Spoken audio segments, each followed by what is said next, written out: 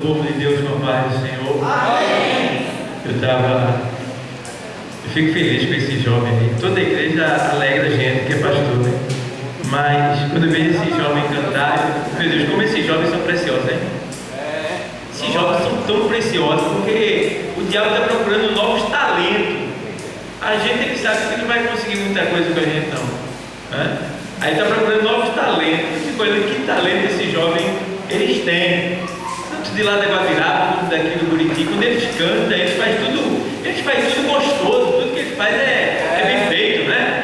Eu gosto dos jovens trabalhando, gosto de toda a igreja, é claro, mas os jovens, eles chamam a atenção quando eles trabalham com amor, e graças a Deus esses jovens, eles têm louvado com amor, eles têm trabalhado com amor, então parabéns para vocês, meus jovens.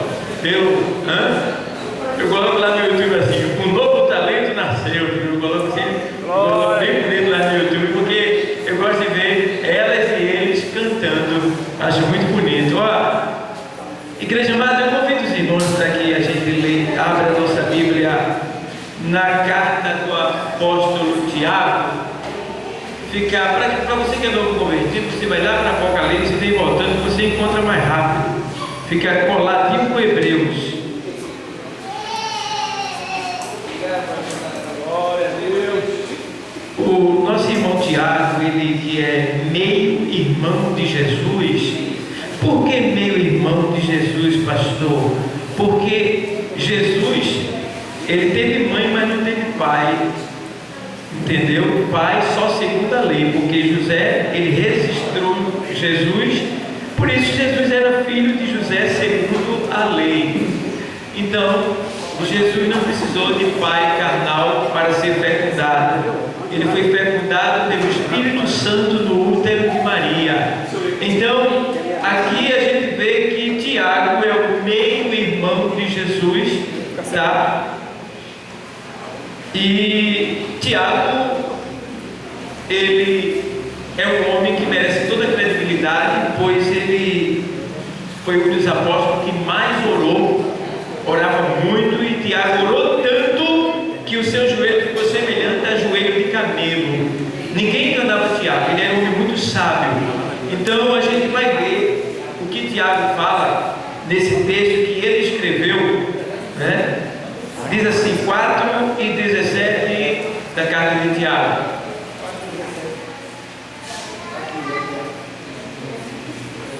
Irmãos, o texto diz assim, 4 e 17.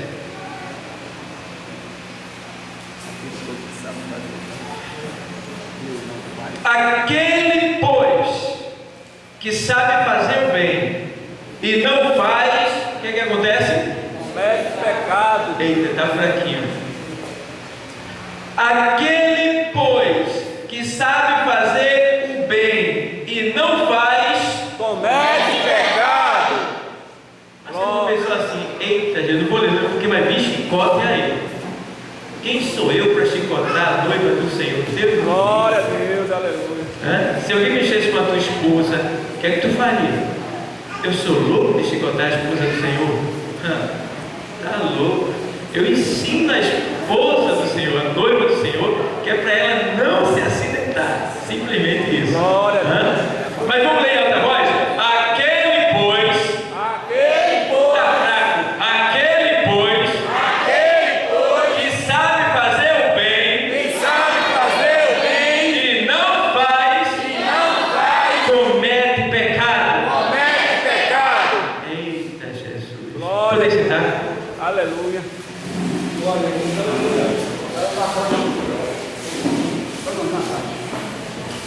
Glória a Deus. Glória a Deus. Então, amados, eu quero falar hoje, é um culto denominado de Santa Ceia, tá? Esse culto, ele é ministrado, ele é celebrado uma vez por mês na nossa denominação, tá? E é uma oportunidade que Deus ele dá a cada um de nós que somos cristãos, para fazermos uma retrospectiva. E em outra linguagem eu posso até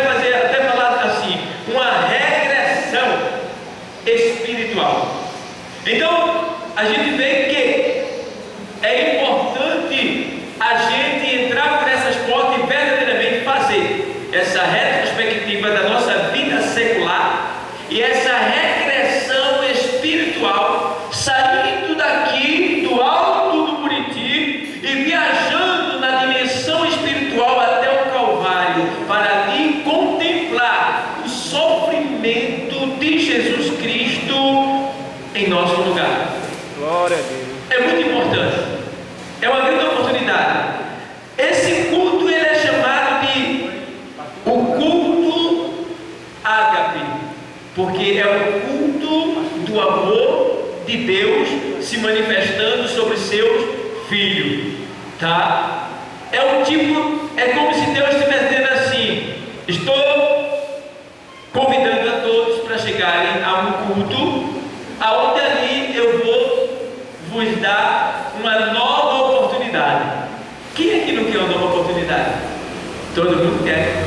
Então hoje nesse lugar, esse culto é justamente para isso, para que nós sejamos renovados, para que nós recebamos de Deus, tá, aquilo que quem sabe por um acaso a gente tinha perdido no caminhar até aqui, mas nesta noite Ele te trouxe aqui para te restituir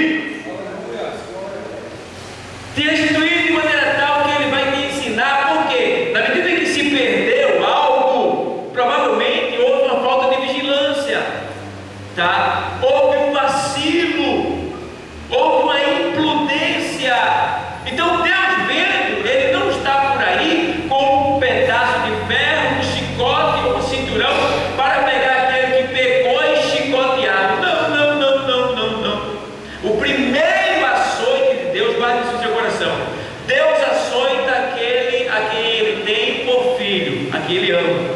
Agora saiba que o primeiro açoite de Deus é com a sua palavra. Glória. É o primeiro açoite. Ele açoita com a palavra, tá? Então, nesse texto aqui que foi lido, o servo do Senhor Tiago, ele disse: olha, aquele pois que sabe fazer o bem e não faz, comete pecado. Eu quero falar hoje sobre alguns pecados. Eu vou falar sobre todos, porque são muitos, mas eu vou falar de alguns pecados citados pelas Escrituras. Alguns pecados citados pelas Escrituras. Então, é bom a gente identificar esses pecados para que a gente não venha errar neles, para que a gente não venha cometer esse tipo de pecado. Por quê? O pecado tem matado muito crente. Muito crente. Então a gente tem que vigiar com ele, porque a doutrina da martirologia, que é a doutrina do pecado, a martirologia, então ela serve justamente para isso, para que a gente venha identificar, venha saber como se comportar e como identificar o determinado tipo de pecado. O Senhor, uma certa vez, ele disse assim: olha, o meu povo, ele perece por não conhecer a minha palavra. Então, um dos maiores pecados do cristão é não atentar, é não amar, é não se deleitar na palavra do Senhor. É um dos maiores pecados cometidos, até porque esse pecado faz com que o cristão ele não cresça, ele não prospere, ele atrofia na sua vida, tanto secular como espiritual. Por que secular? Porque a palavra, quando a gente obedece, ela nos faz prosperar, secularmente falando. E espiritualmente, quando a gente obedece a palavra, ela também nos faz crescer em unção, em poder e em autoridade diante do mundo e diante do inferno.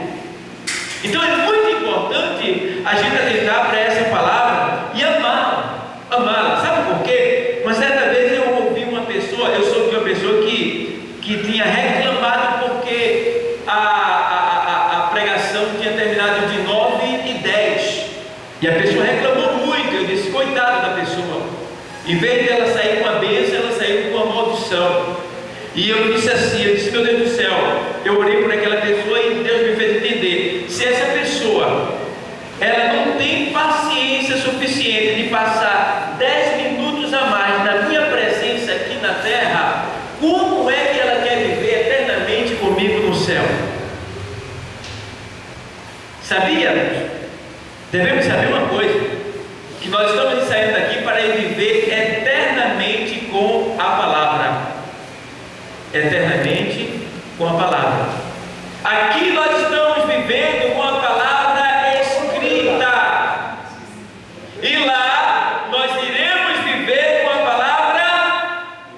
viva. Aqui nós estamos vivendo com a palavra escrita. E lá nós iremos viver com a palavra viva. Certo? Então, temos que aprender aqui. É o primeiro estágio para passarmos para o estágio principal, que é a presença de Deus. Então, um dos pecados que Tiago cita é o pecado da omissão. O que é omissão? É você se omitir a fazer algo que você sabe que devia fazer. E isto é um dos pecados mais cometidos no meio do povo de Deus. Eu me lembro que uma vez Paulo disse assim: ai, meu Deus, me ajude. Eu tenho tentado, eu tenho lutado. Paulo dizendo: eu tenho lutado. Mas meu Senhor, quando eu quero fazer o bem, eu termino fazendo o mal que eu não queria fazer. Paulo não estava dizendo que ele estava pecando, mas Paulo estava dizendo que ele queria fazer algo que na verdade ele não conseguia fazer. Por isso ele, por não conseguir fazer, ele se sentia em pecado. Então entende bem, o pecado da omissão é um pecado que tem ele tem visitado cada irmão da igreja. Se a gente analisar direitinho, vamos analisar e vamos ver no que nós temos sido omissos. Oração. Você tem orado no mínimo uma hora? Uma hora, no mínimo você tem orado? Você tem tido tempo de se curvar diante da majestade? Uma pessoa me disse assim: eu não preciso de me ajoelhar, eu falo com Deus em pé mesmo. Eu digo, é uma grande falta de respeito. Nós podemos falar com Ele sim, em pé, em qualquer posição, mas para falar com Ele no íntimo e com reverência tem que ser de joelho. Por quê? Todo rei pode ler a história dos reis. Todo mundo que chegava diante do rei, quando entrava na sala do trono, as pessoas já entravam assim.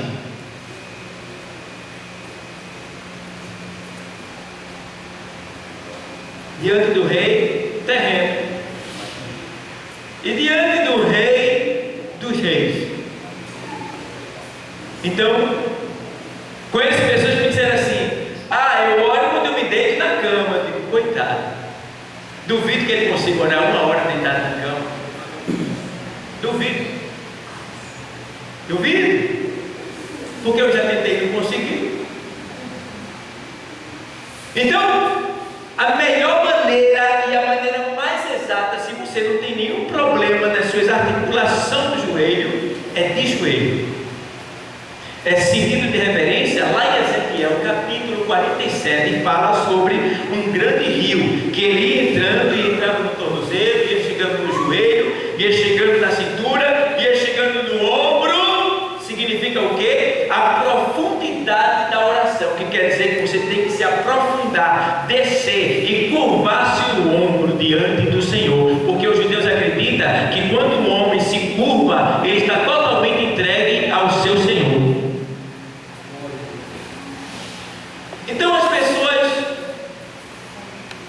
me falaram isso, e eu gosto de captar essas coisas, porque às vezes a gente fala, a pessoa não quer receber, então cabe a mim como pastor ensinar. A pessoa faz se quiser. Você pode orar em qualquer posição, de qualquer forma que você estiver, tá? Mas de joelho é diferente. De joelho é uma reverência que não tem igual, tá? E além do joelho, se você quiser se deitar, desde que você não durma, aí é que você se entregou completamente. Você está se entregando completamente.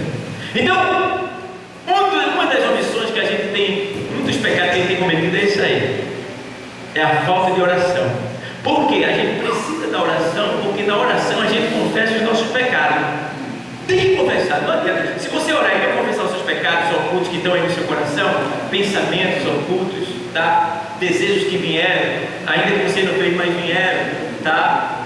E aí, se você não confessar isso aí, sua oração não é respondida, não é recebida pelo Senhor, tá? Pode ver que lá em Filipenses 4 e 7, 6 e 7 lá, ele diz que nós devemos fazer conhecidas as nossas petições diante de ação de graça. Veja bem, fazer conhecido diante de Deus as nossas petições. É o nosso pedido, mas também as nossas confissões. As nossas confissões. Então, para você ser respondido, você tem que confessar. Quando você confessa, aí as portas se abrem para você. Entende bem? Então, vigie a igreja.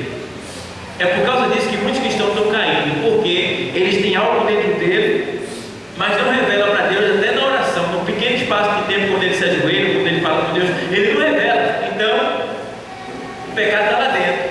E o pecado, já falei uma vez, ele é como a erva daninha. Sabe o que é a erva daninha? A erva daninha é uma semente que o passarinho come, ele come a semente, aí ele voa.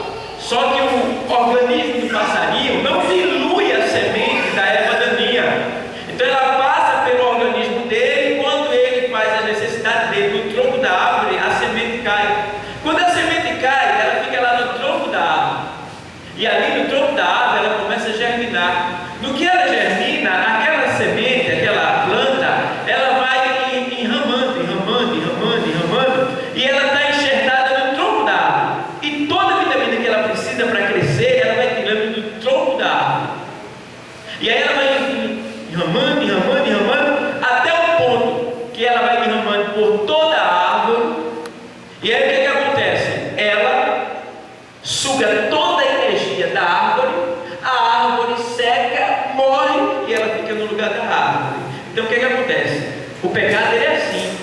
Você não confessa, não diz, ele está lá bem pequenininho no seu coração. E aí ele vai crescendo, vai aumentando, de tal maneira que você não confessou, então ele vai lhe sufocar, ele vai lhe matar. Ao ponto de você dizer assim, não vou mais para a igreja não. E aí se desvia, é um perigo. Então vigia, igreja. Vigia, coloca, expõe diante do Senhor tudo. Ah, pastor, mas eu tenho vergonha, pensei no negócio, eu sonhei com um negócio. Não é tudo mesmo, ele é teu amigo, confie nele. A Bíblia diz que nós devemos entrar com confiança na sala do trono da graça. Confie no Senhor, ele não vai dizer para ninguém. Não seja omisso na sua confissão, porque se você não confessar, você não vai prosperar, nem na vida espiritual e nem na vida secular. Porque em Provérbios 28:13 diz que aqueles que encobrem as suas transgressões nunca prosperará, mas aquele que as confessa e deixa alcançará misericórdia. Entende bem? O sangue de Jesus Cristo foi derramado para nos purificar mediante a confissão do nosso pecado. A gente confessa e o sangue nos purifica, certo? Pode ver que lá na primeira epístola de João 1:7 e 1:8, lá ele diz, olha, se confessarmos os nossos pecados, ele é fiel e justo para nos perdoar, certo? Então tem que confessar, senão o crente, a tendência é ele pegar uma frieza espiritual, até porque ele vai vir a Santa Ceia e vai cear, e ele vai cear de maneira indigna, porque lá dentro dele existe algo que era para ser tirado há muito tempo, porque ele não confessou, ele não expôs a sua fraqueza diante de Deus. Então vai comer indignamente, não foi sincero, está colocando o santo com o profano. E aí o que acontece? Vai vir a cobrança da Santa Ceia, que é o quê? Por causa disso entre vós muitos fracos e doentes e muitos que dormem. Vai vir primeiro o quê? A fraqueza espiritual. Não ora mais, não lê mais, não se consagra mais, não sente mais prazer em ouvir a palavra, reclama de tudo dentro da igreja, vem no culto sim, oi no não, tá? E aí a pessoa começa a querer achar que o culpado dos seus erros, dos seus problemas é o pastor, é a sua dirigente, é o seu irmão do banco, e aí a pessoa começa a querer colocar a culpa em alguém, querer discutir dentro de casa, começa a se escandalizar. Isso é uma fraqueza espiritual. A pessoa começa a se desunerar espiritualmente falando. Então, cuidado, vigia, não seja omisso na oração, se ajoelhe, curve esse seu joelho diante de Deus, tá? Ore, fale com Deus, confesse para Ele. Por quê? Para que você tenha poder, unção, autoridade, sabedoria, discernimento, vitória nesse mundo onde o diabo está dominando as pessoas a cada dia. Segundo pecado que a gente vê citado pelas Escrituras, primeiro é a omissão. Eu poderia ir mais adiante, mas eu vou adiantar, tá? O segundo é a transgressão deliberada.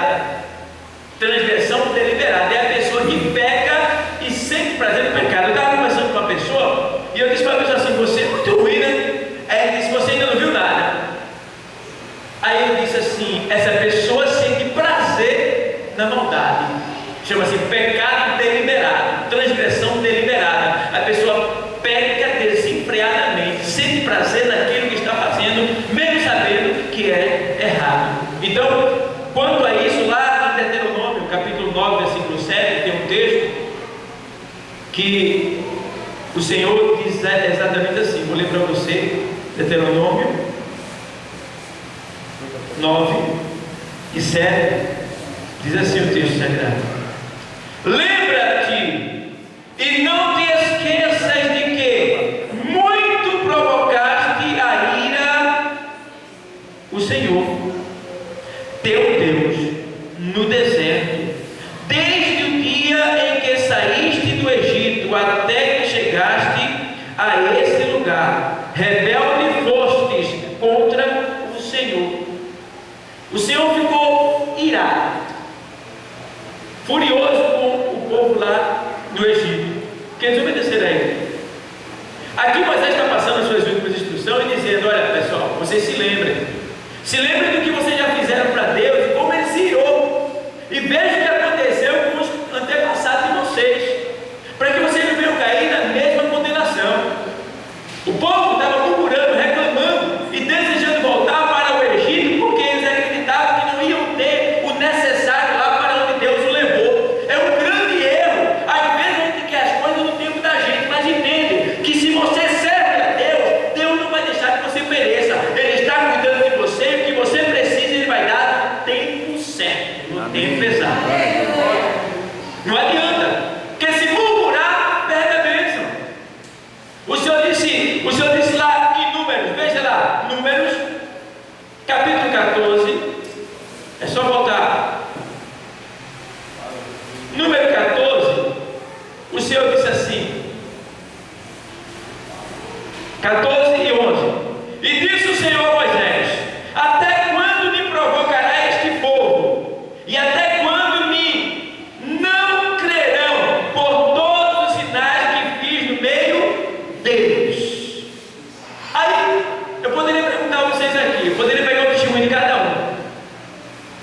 O neopentecostalismo, as igrejas modernas que estão surgindo aí, eles usam exatamente isso aqui. É o testemunho para atrair outras pessoas para encher as igrejas deles. Tá? A gente não usa isso aqui, mas ele sabe que cada um de vocês tem um testemunho de glória da parte de Deus para dar. Certo? Então, cada um de vocês já viram um sinal de Deus na vida de vocês e na vida de quem está em sua volta. Já viram já. Não tem dúvida de que Deus é vivo, Deus existe, Deus é real. Deus trabalha e está trabalhando hoje, amanhã e eternamente. Agora, ele diz aqui assim: olha, até quando me provocarão este povo? Deus se irou porque o povo estava murmurando, dizendo: a gente vai voltar para o Egito. É melhor que a gente volte para o Egito. É um grande erro querer voltar para o mundo, porque lá, se fosse bom, você não tinha vindo para cá. E entende uma coisa? Se tu voltar para lá, tu vai ficar pior do que tu era antes. Pior. Porque aqui o povo estava querendo voltar, e lá no Novo Testamento o Senhor Jesus disse que a pessoa, quando ela conhece a verdade e deixa a verdade e volta para o mundo, ela fica semelhante a um cão, a um porco, tá? Sem contar que Jesus disse lá em Lucas 24, 11 e 24, ele disse que entra mais 7 espíritos dentro da pessoa. Imagina, a pessoa conhece a Cristo, conhece a verdade, está ali, e a pessoa diz: eu não quero mais Cristo não. De imediato, Satanás vem com 7 demônios, 7 demônios, e entra nele 8 demônios, o antigo morador e mais 7 demônios, e vai habitar naquela vida. Ela pode se escandalizar rapidamente e pode se escandalizar lentamente, mas a vida daquela pessoa vai se tornar uma vida miserável. Miserável. Veja, eu duvido que alguém que você conheceu, que deixou o Evangelho, volte porque melhorou de vida. Não volta nenhum. Todos eles voltam com sequela. Todos eles.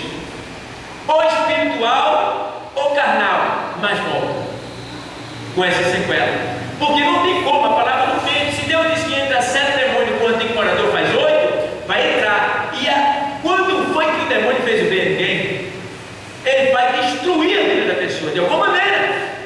E Deus vai, pela sua infinita misericórdia, enviar a sua palavra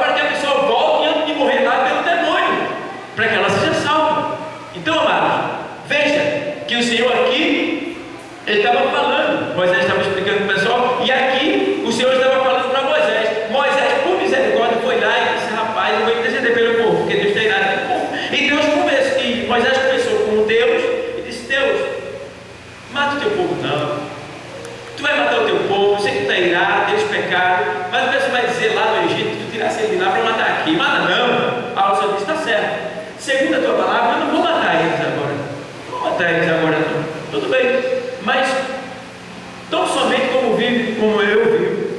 Eu digo para você uma coisa: que nenhum deles vai tomar posse da promessa que eu fiz aos seus pais.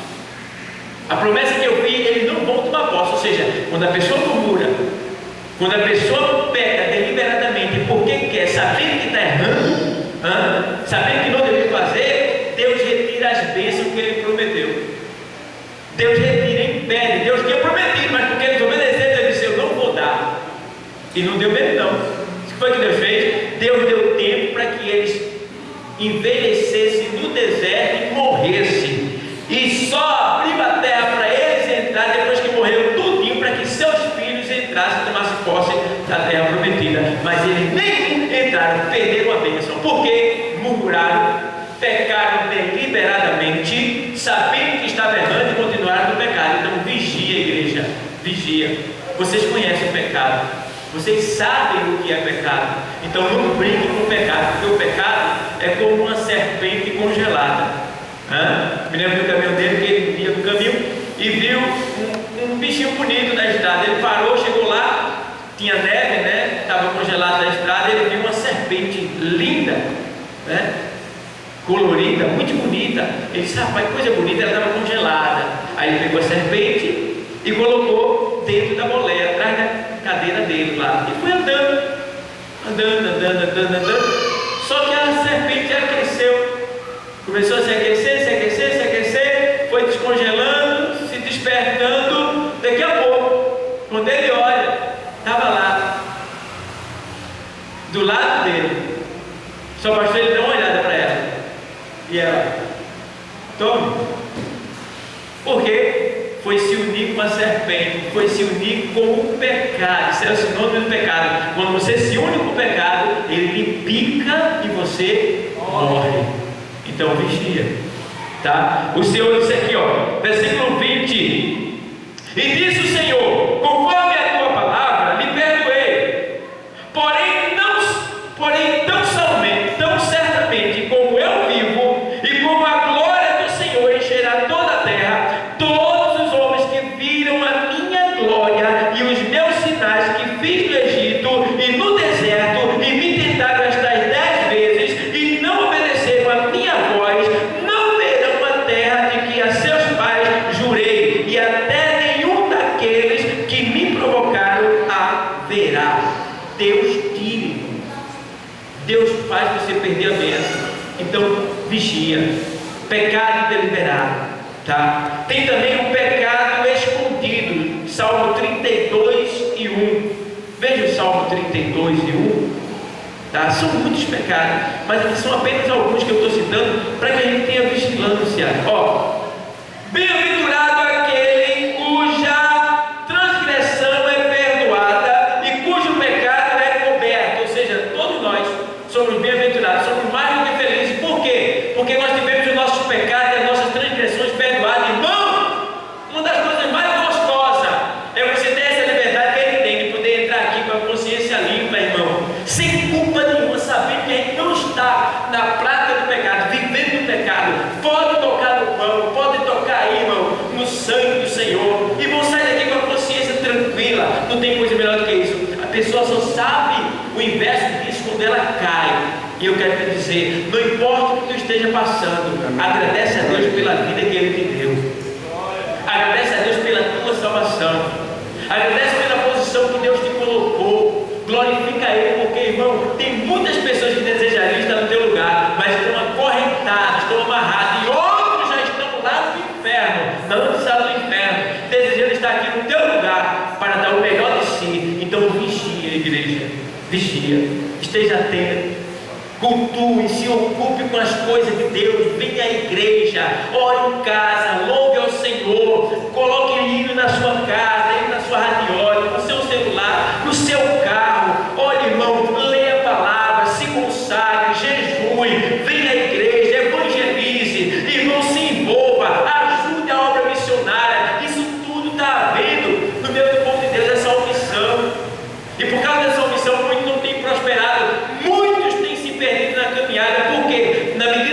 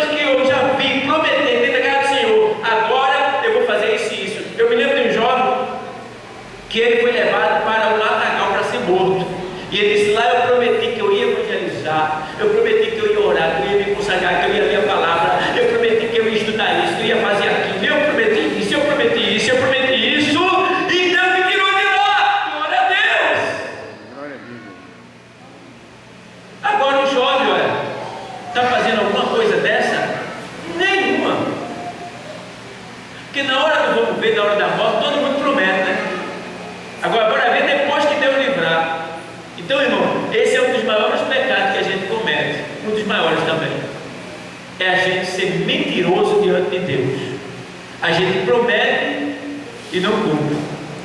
E o Senhor diz lá em Eclesiastes assim, que é melhor que você não prometesse do que prometer e não fazer. É muito rico, porque o próprio Deus vai cobrar de você. Então, amado, lá na primeira epístola de João, capítulo 1, o apóstolo João, ele diz assim, vou ler para você.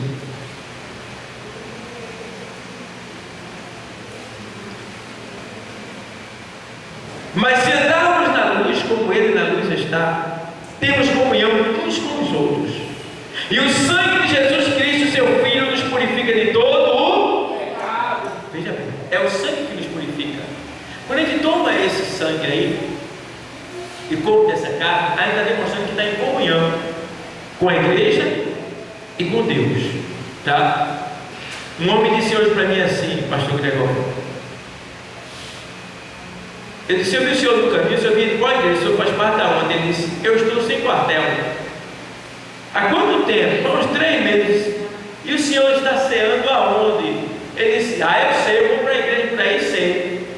Eu digo, meu Deus do céu, ele está ceando em pecado, porque ele não está em comunhão. Você só está em comunhão se você estiver na sua igreja.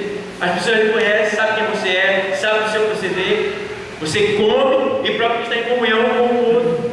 Tá? Mas se você vai comer na igreja de outro, não come da sua, você está em comunhão com a sua? Não. Então está em pecado. Então, isso é uma prova de que nós estamos em comunhão. Então aqui ele diz assim, ó, mas sentados na luz como Ele na luz está, temos comunhão uns com os outros, e o sangue de Jesus Cristo, seu Filho, nos purifica de todo o pecado. Só purifica se estiver em comunhão. O que é comunhão? Parceria, unidade, tá? Amizade, sinceridade, transparência, dar as mãos, fraternidade, tudo isso faz parte da comunhão.